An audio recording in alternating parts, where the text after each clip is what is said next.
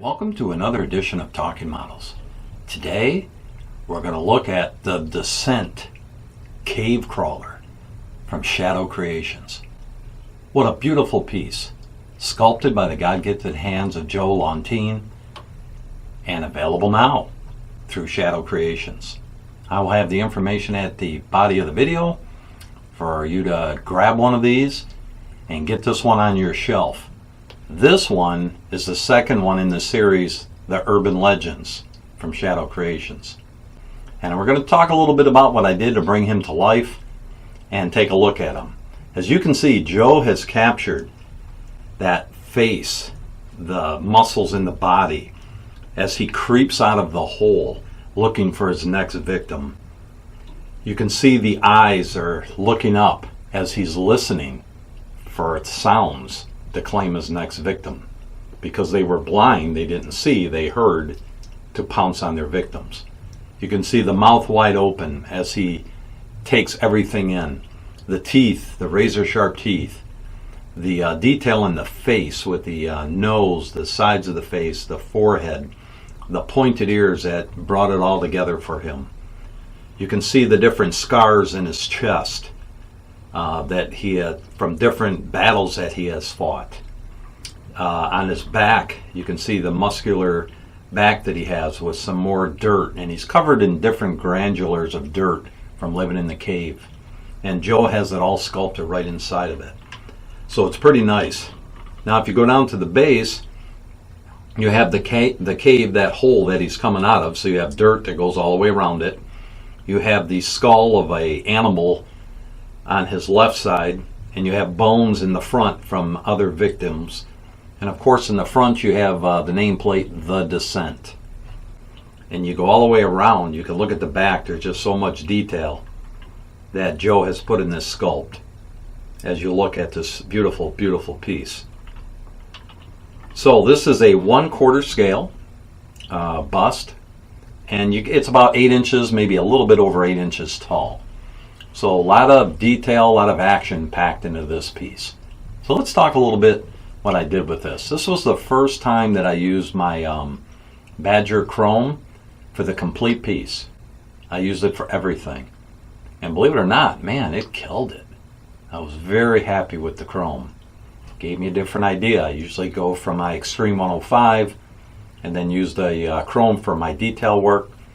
This it did it all, from all the base coating to the detail work. So no switching my hose, boom, it's done. So the piece was all base coated in black on the base. I'll start with the base. And over the black I begun building up my colors. And what I used to accomplish that is the base coat for the base itself was done in Freak Flex Cursed Earth. And then once I had that all covered on the base, I came in with Bleach Bone Tan and starting hitting some of the highlighted areas, just kind of start blending it in so you get the different colors building up. Then I came in with some transparent raw umber from Garage US Colors, and I began punching in my shadows. I just started hitting all the shadow areas of the stones on the front, on the back, and just kind of mixing it up a little bit and going back and forth. Then I came in with some Nicotine Yellow from the Badger Freak Flex line, and then I started punching in the highlights of the rocks, you know, the tops of the rocks and the back. Anywhere you have highlights in your rocks, you want to hit it with that and just give it that different look. Then of course after I did that, I came in with Garage US Colors Transparent Rich Brown, and what I did with that is I kind of misted it over the whole piece to give it some deeper reddish browns. I just kind of punched in all the shadows with it in the front, around the sign area, along the front of the base. Just kind of work that all in. Just kind of give it a different look.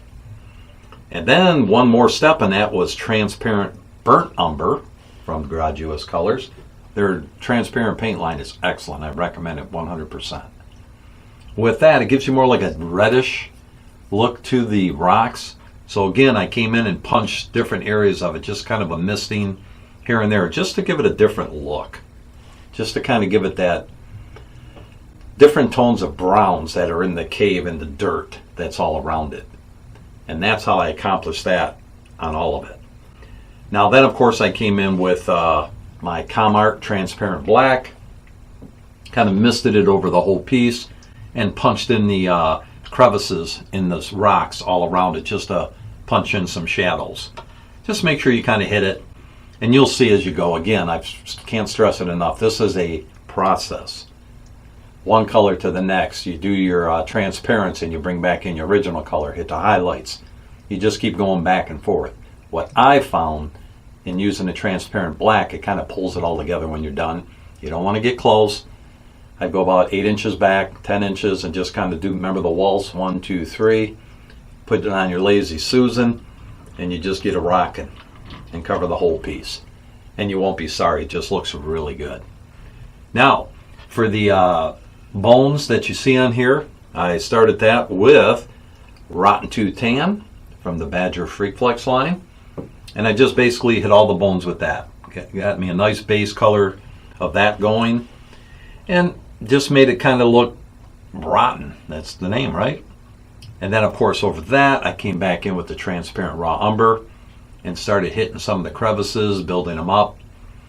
Used some transparent dark brown, also misted that over the skull and all the bones area, and just kind of kept working that back and forth, back and forth. Then what I did is I pulled out some bleach bone tan from the Freak Flex line, and then I would just come in and hit it a little bit heavier in all the tops of these bones, on these bones, just everywhere you see it, just to kind of give some highlights to it. And so you have that combination of change from the Rotten Tooth Tan to the bleach bone tan, and you just kind of build your colors up. Then what I did is I came back in with that transparent brown, and I kind of just misted that over, hit it a little bit heavier in the bones in the front, just to give it that decaying look, a little bit more inside here, and just built those colors up, and then a light misting of transparent black over all the bones. Now for the teeth area that you see in here, I enlisted, let's see, I believe it was pink eye burgundy, just kind of punched it on the teeth, just kind of hit lightly over that, misted a little bleach bone tan within the teeth, and then just sprayed the whole thing down with some transparent raw umber, so you get that dirty look that's within his teeth. The sign itself, I painted the inside of the sign black, and then that was a couple different colors that I used on that. I started with the, it was the Graduous Colors Dark Red, and just kind of hit it over it a little bit. And what I was finding is because of the colors that I used behind it, it wasn't showing as much. So I ended up using Pink Eye Burgundy from the Badger Freak Flex line, and simply paint it in the letters with that. And you see it's just a nice contrast. It stands out a little bit, calls your attention to the sign. You know that this was the creature. If you're a fan of the movie, then you're going to be a fan of this piece. This just reminds it's from The Descent. Now on the back of it, over the black, I just kept hitting it with this Nicotine Yellow. I didn't want a bright yellow. The Nicotine Yellow is exactly what it says, like a cigarette nicotine yellow, like you see on stuff after people smoke a lot. I just kept slowly building that up on the sign until I got what I was looking for.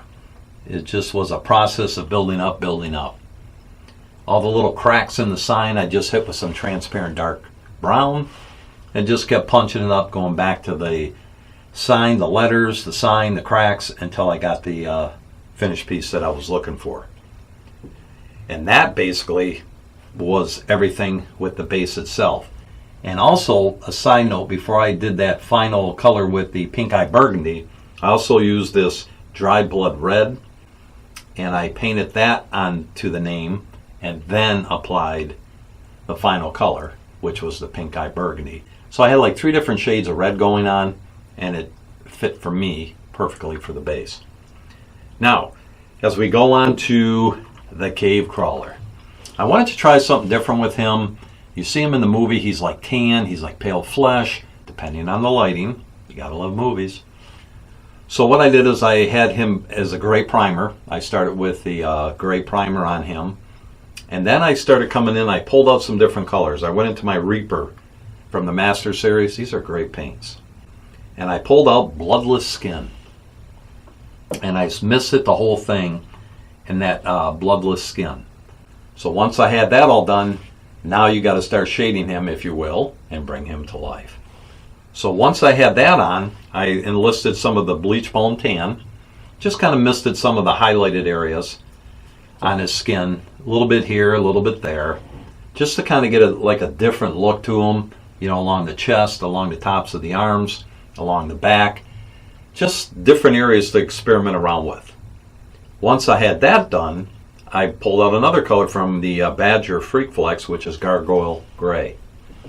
And then I misted some of the grays in, not heavy, just kind of misted over certain areas, just so you have different colors happening, is what I was trying to do.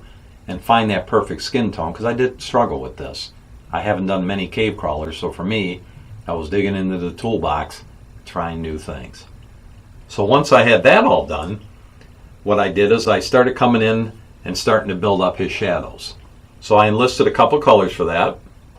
I used the transparent dark brown, transparent raw umber, and started hitting all the shadow areas. Joe's got a lot of like dirt that's in his skin, and you remember from the movie he had those little dots all over him. So on the back I would just start building up my shadows with that dark brown, then I would hit some raw, transparent raw umber, go back and forth, just a dab a little transparent black, and just kind of kept working those colors in.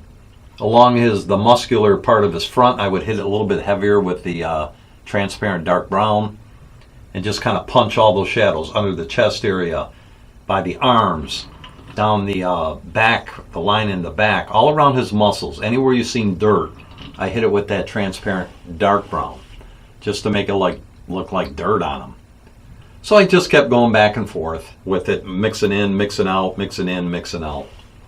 Then what I did is I came in with the original color, which was from the Bloodless Skin, and just started punching more intentional. Tops of the chest, each muscle that Joe has sculpted. On the sides, down his hands, cheekbone, nose, under his chin, under his nose.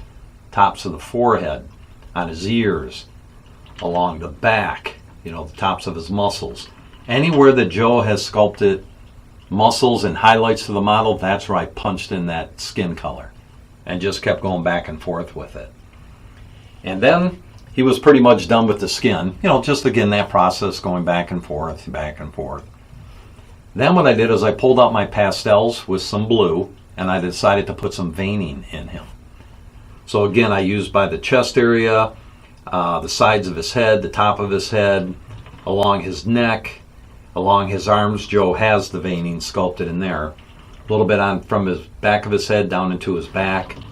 And just started using a dry brush that you use for pastels and just kind of lightly put them in with the airbrush. That way they show like they're under the skin. And then I just kind of did a light misting. I just held the airbrush way back, about 12 inches, and hit it all quickly, the walls, with some transparent raw umber, just to kind of tie it all together. And that's how I accomplished this skin tone. Now for his scratches and some of his scars, I enlisted, let's see, what was it? I believe it was the transparent Mars Red, and just kind of punched that areas in with that. Just kind of hit it lightly. And then I came in with some Tongue from Garage US Colors, which is a great color. And I misted that over the scar areas, and also used that in his mouth, and the back of his mouth, and his tongue. I just hit it with this tongue, and I also used the tongue, and hit the bottom of his eyes with that. I painted those in that line that's in the bottom of your eyes. Around his nose, I used that same color, and I even hit it some of the crevices on the side of his face, just very lightly. Because if you see like pictures of him, he has like a pinkish flesh all around his nose. So I accomplished that with tongue. Then I tried an experiment. I pulled out some transparent tongue, and I sprayed that over his tongue, inside of his mouth, and lightly on some of the scars. And it gave me that under the skin look that I accomplished with the flesh on the cave crawler. and I was very happy with that. His teeth, bleach bone tan was used for the inside of his eyes and his teeth. And then with his teeth, I just came back over with some transparent dark brown and lightly hit the teeth to dirty them up. And just a real light dry brushing back with a rotten tooth tan for his teeth. Mouth was done. The transparent Mars red was used around his lips, very lightly to give it that reddish look. And then, of course, onto his eyes. Once you have that bleach bone tan in there, you simply then move to getting your pupil in. Joe has them lightly sculpted in there. You could easily, if you don't want to, sand them off and put the pupils wherever you want. I just simply started with black, and I used the Body Bake Black from Freakflex, drew in the pupil, and then it was simply getting the eye color, which is one of my favorite, is the Asphyxia Blue from the Badger. I just simply drew in the eye and leaving a little hint of that black. Did the pupil in, he was simply done. And then what I did is come back in with a real fine brush and just draw in the center pupil. And that was the cave crawler from the Descent. Then, of course, afterward I glossed the eyes, the tongue, and around the teeth of his mouth to make it look wet. And it was done. A couple of coats of the Tester Dull Coat, and here it is. The Descent from Shadow Creations, 1/4 scale, a little over 8 inches tall, sculpted by Joe Laudati, and it's available now. Joe actually sculpted this one from the Descent 2 movie. This was sculpted from that movie. In my opinion, not as good as the first one, but it still holds its merit. I was able to find it in Blu-ray, Japan version, but all region, and it's really nice copy. Very intense. You see a little bit more of these, and of course Sarah goes back and it starts all over again. So that's the Descent Cave Crawler from Shadow Creations. I want to thank you for stopping in today and supporting this channel, Talking Models. If you haven't subscribed, hit the subscribe button and join our family. I'm trying to get to 200 subscribers. I'm at about 164 or 165, and I appreciate your help. Thanks again for stopping in. Have a great day, and may the Lord bless your day.